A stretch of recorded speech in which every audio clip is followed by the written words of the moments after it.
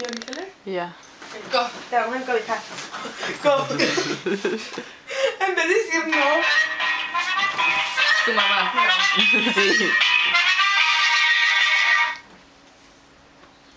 ¿Qué pasó? Yo pensé que te ibas a echar para atrás. I'm busy tying someone Yo pensé que te ibas a echar para atrás. Lo quitaste, ¿Vas te a lo venir? dejaste. Hold on, Daniel. Mejor dile que lo vemos en el sushi place. Ajá. Oh, you want to see us at the sushi place? ¿Por qué te quitaste las dos? Go. Vas mejor, y si nos vemos mejor allá por Ivy. Oh, wait, where is it? Palm. En Palm. Get Por donde el Zumba.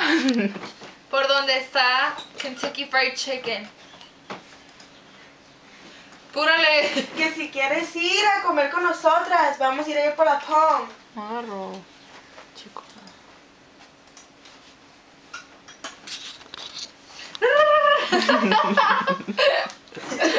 Oh, sí, usa mis bufandas. Porque... Wait, Espérate, wait, espérate. guys. Hold on, back. ¡Andrea! Toda tonta. Let's see who's gonna tie you up.